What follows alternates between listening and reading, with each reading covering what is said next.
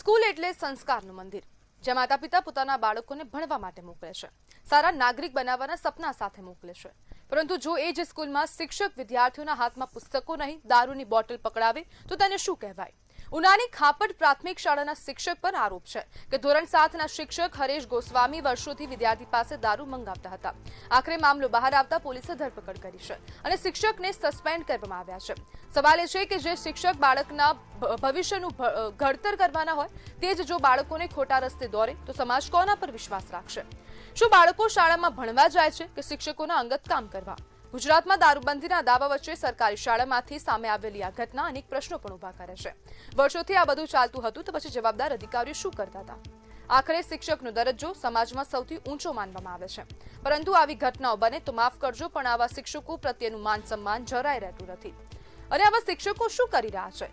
બાળકોને દોરવાની કામગીરી, બાળકોને ગેરમાર્ગે દોરવાની કામગીરી કરી રહ્યા છે. અને રાજ્યના શિક્ષક પોતે જ ક્યાંક ને ક્યાંક પોતે જ જવાબદારી હવે સ્વીકારવી પડશે કે હું ખુદ આ વસ્તુનો જવાબદાર છું તેવું હવે શિક્ષકોને કહેવું પડશે. કારણ કે જો હવે શિક્ષકો જ આવી પ્રકારની હરકતો કરતા રહેશે, અને આ પહેલી ઘટના એવી નથી, અગાઉ પણ આવી કેટલી ઘટના બની ચૂકી છે. રાજ્યમાંથી એવા અનેક સમાચારો સામે આવી ચૂક્યા છે કે ક્યાંક હવે નાના નાના બાળકોની પાસેથી પાનના ગલ્લા પાસે જઈને તેમની પાસેથી બીડી સિગારેટ મંગાવવામાં આવે છે, અને હવે તો આ દારૂ મંગાવવામાં આવી રહ્યો છે. હવે હદ થઈ ગઈ છે. અને આજ મુદ્દે આપણી સાથે ચર્ચા કરવા માટે સામાજિક આગેવાન ભરત સિંઘર જોડાઈ ગયા છે. ભરતભાઈ, આ ઘટના પર તમારી પ્રતિક્રિયા જોઈએ છે. શું પ્રતિક્રિયા આપની? આમ તો આજે ઘટના ગઈકાલે કથિત રીતે જે video CCTV camera footage viral થયા અને એ પછી જે આખી તપાસનો ધમધમાટ ચાલુ થયો અને આજે આખું દૂધનું દૂધ ને પાણીનું પાણી થઈ ગયું છે. ખરેખર શિક્ષણ જગતને લાંછન લગાડે એવી ઘટના બની છે અને ઘણા બધા સવાલો પણ ઉભા થાય છે. જયારે આવી કોઈ ઘટના બનતી હોય ત્યારે આપણે વિચારીએ છીએ કે ભાઈ ખરેખર શાળા એટલે સરસ્વતી માતાજીનું મંદિર કે જ્યાં શિક્ષણ મેળવીએ છીએ, સંસ્કાર મેળવીએ છીએ, સમજણ મેળવીએ છીએ, સામાજિકકરણ માટેની મહત્વની સંસ્થાને આપણે શાળા કહીએ છીએ. અને ત્યાં આ પ્રકારની ઘટના એ પણ ગાંધીના ગુજરાતમાં જયારે દારૂબંધી કાગળ ઉપર છે. હવે કાગળ ઉપર એટલા માટે બોલવું પડે છે કે હવે નાના નાના ભૂલકાઓ જે સગીર વયના છે, જે 7મું ભણે છે, એને પણ ખબર છે કે મારા ગામમાં ક્યાં દારૂ મળે છે, ક્યાં અંગ્રેજી દારૂ મળે છે, ક્યાં દેશી દારૂ મળે છે. આ બધી જ એને ખબર છે. અને એટલા માટે માત્ર દારૂબંધી કાગળ ઉપર છે. એટલે જયારે આવી કોઈ ઘટના સામે આવે છે ત્યારે કાર્યવાહી થાય છે, દેખાડો થાય છે, બધું થાય છે, પરંતુ વાસ્તવિકતા શું એને પણ સમજવી પડે. આજે ખરેખર ઘટના થઈ છે એ ઘટના પાછળ ઘણા બધા પ્રશ્નો પણ ઉભા થાય છે. પહેલો પ્રશ્ન એ છે કે આ શાળામાં પહેલી વાર દારૂ આવ્યો હોય એવું લાગતું નથી.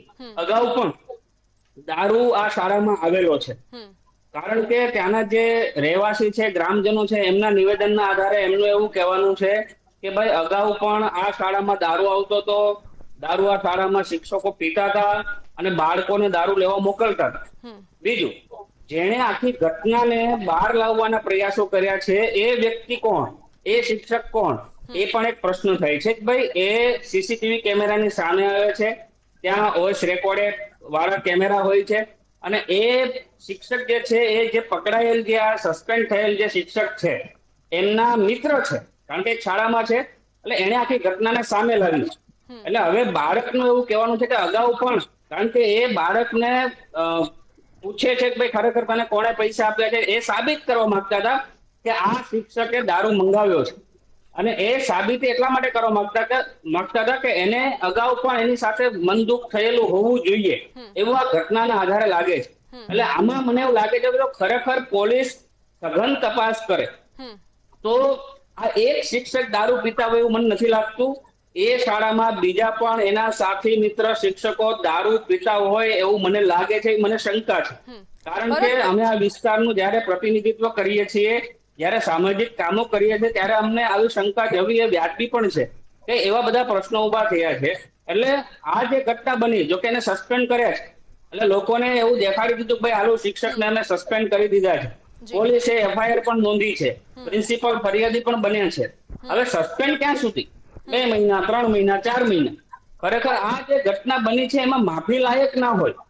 હવે તપાસના અંતે આપણને ખબર પડે કે ભાઈ ખરેખર આ શિક્ષકે દારૂ મંગાવ્યો તો એને ડિસમિસ પણ કરી દેવા જોઈએ. કારણ કે આ કોઈ નાની ઘટના નથી. આપણે બાળકોને શાળામાં એટલા માટે મોકલીએ છીએ કે ત્યાં એક સારું વાતાવરણ મળે, ત્યાં સારું મંચ મળે, એક સારા નાગરિકનું નિર્માણ થાય, અને એક સારો નાગરિક બનીને દેશના વિકાસમાં, દેશના ભવિષ્યમાં એક સારો એનો લોકફાળો હોય. જી અને એવામાં શાળામાં જ જો આવી ઘટના બનતી હોય તો સરકાર સામે પણ ગંભીર સવાલો ઉઠે છે કે ભાઈ ગુજરાતમાં દારૂબંધીની વાતો કરનારી સરકાર અને જે પોલીસની કામગીરીને જે રીતે દર્શાવાઈ છે ગૃહમંત્રી દ્વારા, એ ક્યાંક ને ક્યાંક કાગળ ઉપર હોય એવું લાગે છે. બિલકુલ એટલે ખાપટમાં એક નાના ભરતભાઈ, સમયનો વિદ્યાર્થીઓને અભાવ છે. એને ખબર છે કોના ઘરે દારૂ લેવા જવું, એટલે એ અગાઉ પણ આ શિક્ષકના પ્રેશરથી, દબાણથી, કારણ કે નાના બાળકો છે એને ખબર નથી શું સાચું ને શું ખોટું. એને તો પોતાના શિક્ષકે કઈ આદેશ આપ્યો એટલે એનું પાલન કરે છે. એટલે અગાઉ પણ આ ત્યાં દારૂ લેવા ગયેલ હોય એવું લાગે છે, તો જ એને ખબર હોય કે આ એનું સ્થળ છે, કેટલા રૂપિયાનું મળે છે, એ બધું એને ખબર છે. જી એટલે આ ઘટના કોઈ નાની સૂની નથી. બિલકુલ. રાજ્ય સરકારે, શિક્ષણ વિભાગે આની ગંભીર બિલકુલ. નોંધ લેવી જોઈએ. માત્ર બિલકુલ, સસ્પેન્ડ નહીં, આની ખરેખર તટસ્થ તપાસ થવી જોઈએ.